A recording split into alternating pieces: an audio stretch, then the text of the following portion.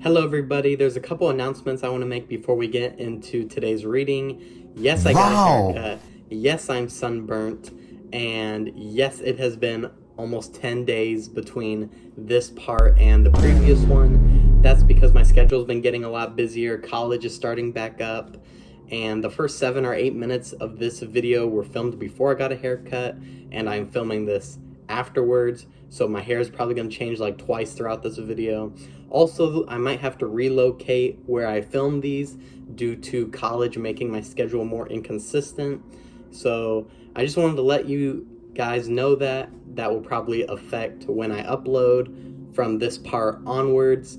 And just summer coming to an end, preparing for the semester is why this part took so long to get out. So thank you everybody so much for listening, and now let's begin. Hello everybody, this is part 13 of reading the entire Bible. We are on chapter 36, Edomite lists. These are the descendants of Esau, that is Edom. Esau took his wives from among the Canaanite women: Adah, daughter of Elon the Hittite; Aholibamah, the daughter of Anah, the son of Zibeon the Hivite; and Basemath, daughter of Ishmael and sister of Nebaioth. Adah bore Eliphaz to Esau, Basemath bore Reuel, and Aholibamah bore Jush, Jalam, and Korah.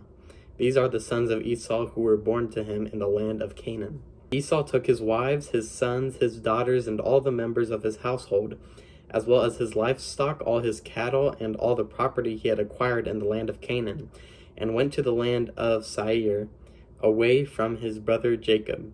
Their possessions had become too great for them to dwell together, and the land in which they were residing could not support them because of their livestock. So Esau settled in the highlands of Seir. Esau is Edom, in parentheses. These are the descendants of Esau, ancestor of Edomites in the highlands of Seir. These are the names of the sons of Esau: Eliphaz, son of Adah, wife of Esau, and Reuel, son of Basemath, wife of Esau. The sons of Eliphaz were Teman, Omar, Zepho, Gatam, and Kenaz. Timnah was a concubine of Eliphaz, the son of Esau, and she bore Amalek to Eliphaz. Those who were the sons of Adah, the wife of Esau. These were the sons of Reuel: Nahath, Zerah, Shammah, and Mizah. Those were the sons of Basemath, the wife of Esau. These were the sons of Esau's wife Aholibamah, the daughter of Anah, son of Zibeon, whom she bore to Esau: Jush, Jalam, and Korah. These are the clans of the sons of Esau, the sons of Eliphaz, Esau's firstborn, the clans of Teman, Omar, Zepho, Kenaz, Korah, Gatam, and Amalek. These are the clans of Eliphaz in the land of Edom. They are the sons of Adah. These are the sons of Reuel, son of Esau, the clans of Nahath, Zerah, Shammah, and Mizah. There are the clans of Reuel in the land of Edom. They are the sons of Basemath, wife of Esau. These were the sons of Aholibamah, wife of Esau, the clans of Jeush, Jalam, and Korah. These are the clans of Esau's wife Aholibamah, daughter of Anah. These are the sons of Esau, that is Edom, according to their clans.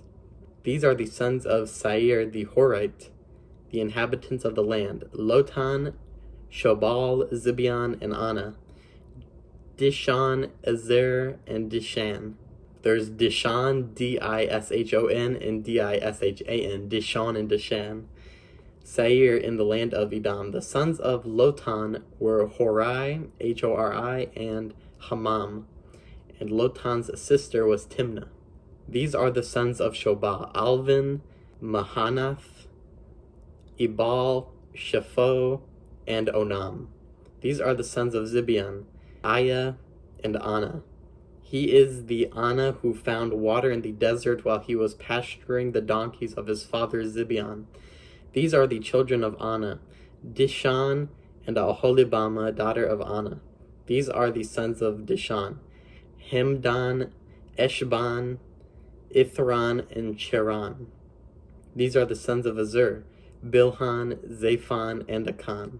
These are the sons of Dishan, Uz, Uzi, and Aran.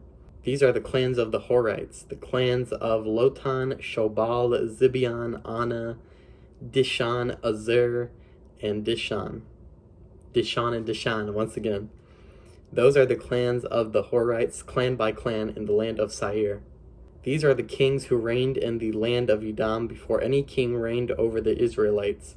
Bela, son of Beor, became king in Edom. The name of his city was Dinhabah. When Bela died, Jobab, son of Zerah from Bozrah, succeeded him as king. When Jobab died, Husham from the land of Tenemites succeeded him as king. When Husham died, Hadad, son of Bedad, succeeded him as king. He is the one who defeated Midian in the country of Moab. The name of his city was Avith. When Hadad died, Samlah from Masrekah succeeded him as king. When Samlah died, Shaul from Rehoboth on the river succeeded him as king. When Shaul died, Baal-Hanan, son of Achbar, succeeded him as king. When Baal-Hanan, son of Achbar, died, Hadad succeeded him as king. The name of his city was Pau, P-A-U. His wife's name was Mehetabel, the daughter of Matred, son of Messahab.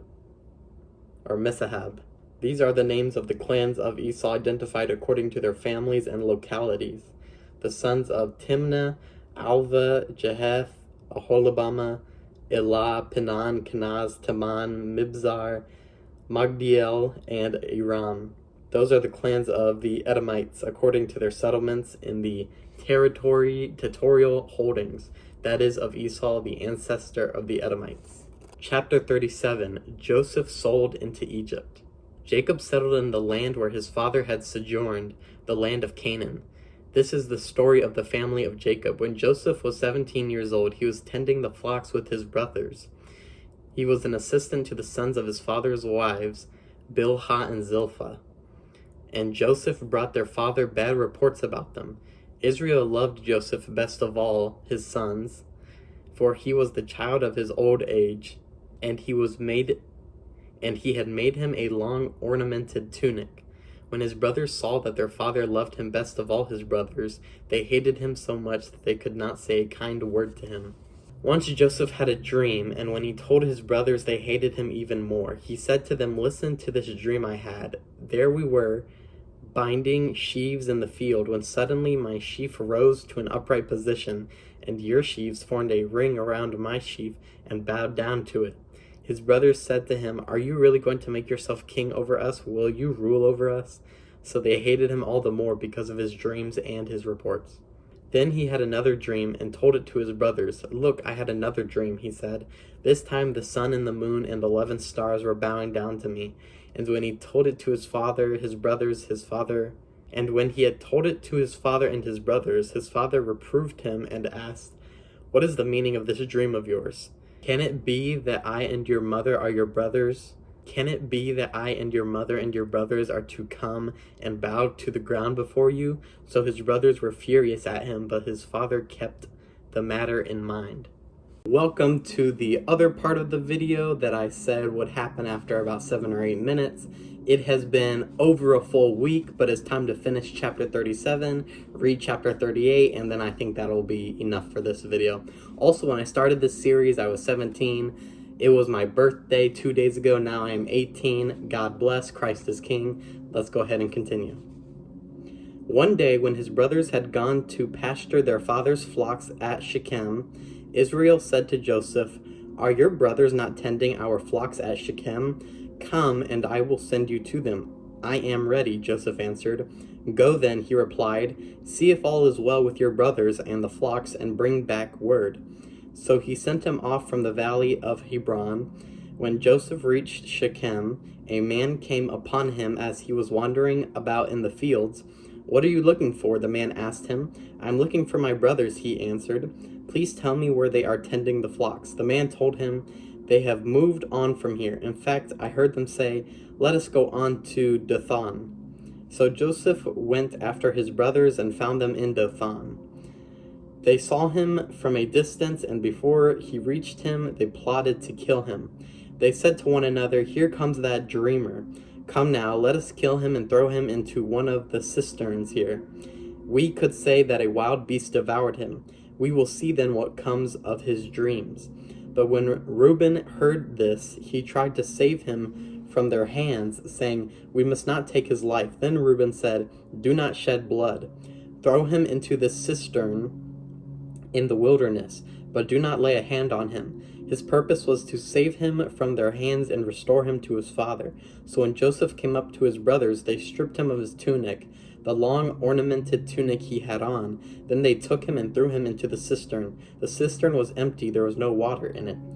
Then they sat down to eat. Looking up, they saw a caravan of Ishmaelites coming from Gilead, their camels laden with gum, balm, and resin to be taken down to Egypt. Judah said to his brothers, "What is to be gained by killing our brother and concealing his blood? Come, let us sell him to these Ishmaelites, instead of doing away with him ourselves. After all, he is our brother, our own flesh." His brothers agreed. Midianite traders passed by, and they pulled Joseph up out of the cistern. They sold Joseph for 20 pieces of silver to the Ishmaelites, who took him to Egypt. When Reuben went back to the cistern and saw that Joseph was not in it, he tore his garments, and returning to his brothers, he exclaimed, "The boy is gone, and where can I return?"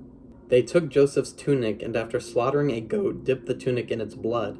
Then they sent someone to bring the long ornamented tunic to their father with the message, "We found this. See whether it is your son's tunic or not." He recognized it and exclaimed, "My son's tunic! A wild beast has devoured him. Joseph has been torn to pieces." Then Jacob tore his garments, put sackcloth on his loins, and mourned his son many days. Though his sons and daughters tried to console him, he refused all consolation, saying, "No, I will go down mourning to my son in Sheol." Thus did his father weep for him. The Midianites, meanwhile, sold Joseph in Egypt to Potiphar, an official of Pharaoh and his chief steward. Chapter 38. Absolute butcher. Judah and Tamar. About that time, Judah went down away from his brothers and pitched his tent near a certain Adullamite named Hirah, Hirah. There Judah saw the daughter of a Canaanite named Shua, Shua. He married her and had intercourse with her. She conceived and bore a son, whom she named Er. Again she conceived and bore a son, who she named Onan, Onan. Then she bore still another son, whom she named Shelah, Shelah. She was in Chezib when she bore him, Chezib. Judah got a wife named Tamar for his firstborn, but Judah's firstborn, greatly offended the Lord, so the Lord took his life. Then Judah said to Onan, "Have intercourse with your brother's wife in fulfillment of your duty as brother-in-law, and thus preserve your brother's line." Onan, however, knew that offspring would not be his, so whenever he had intercourse with his brother's wife, he wasted his seed on the ground to avoid giving offspring to his brother. When he did greatly offend the Lord, and the Lord took his life too. Then Judah said to his daughter-in-law Tamar, "Remain a widow in your father's house until my son Shelah grows up." For he feared that Shelah might also die like his brothers, so Tamar went to live in her father's house. Time passed, and the daughter of Shua, Judah's wife, died. After Judah completed the period of mourning, he went to Timnah, Timnah, to those who were shearing his sheep, in company with his friends Hirah and Adullamite, Adullamite. Then Tamar was told, "Your father-in-law is on his way up to Timnah to shear his sheep." So she took off her widow's garment, covered herself with a shawl, and having wrapped herself, sat down at the entrance to Enaim, Enaim, which is on the way to Timnah, for she was aware that, although Shelah was now grown up, she had not been given to him in marriage. When Judah saw her, he He thought she was a harlot, since she had covered her face. So he went over to her at the roadside and said, "Come, let me have intercourse with you," for he did not realize that she was his daughter-in-law. She replied, "What will you pay me for letting you have intercourse with me?" He answered, "I will send you a young goat from the flock." "Very well," she said, "provided you leave me a pledge until you send it." Judah asked, "What pledge should I leave you?" She answered, "Your seal and cord and the staff in your hand." So he gave them to her and had intercourse with her, and she conceived by him. After she got up and went away, she took off her shawl and put on her widow's garments again. Judah sent the young goat by his friend the Adullamite to recover the pledge from the woman, but he did not find her. So he asked the men of that place, "Where is the prostitute, the one by the roadside in Enaim?" But they answered, "No prostitute has been here." He went back to Judah and told him, "I did not find her, and besides, the men of the place said, 'No prostitute has been here.'" "Let her keep the things," Judah replied, "otherwise we will become a laughingstock. After all, I did send her this young goat, but you did not find her." About 3 months later, Judah was told, "Your daughter-in-law Tamar has acted like a harlot, and now she is pregnant from her harlotry." Judah said, Bring her out, let her be burned." But as she was being brought out, she sent word to her father-in-law, "It is by the man to whom these things belong that I am pregnant." Then she said, "See whose seal and cord and staff these are." Judah recognized them and said, "She is in the right rather than I, since I did not give her to my son Shelah." He had no further sexual relations with her. When the time of her delivery came, these were twins in her womb. While she was giving birth, one put out his hand, and the midwife took and tied a crimson thread on this hand, noting, "This one came out first." But as he withdrew his hand, his brother came out, and she said, What is a breach you have made for yourself?" So he was called Perez, Perez. Afterward, his brother who had the crimson thread on his hand came out. He was called Zerah, Zerah. And that is it, right before chapter 39. That's where we'll stop. Only took 7+ days to finish this part. That's all right. Thank you everybody so much for watching. Goodbye.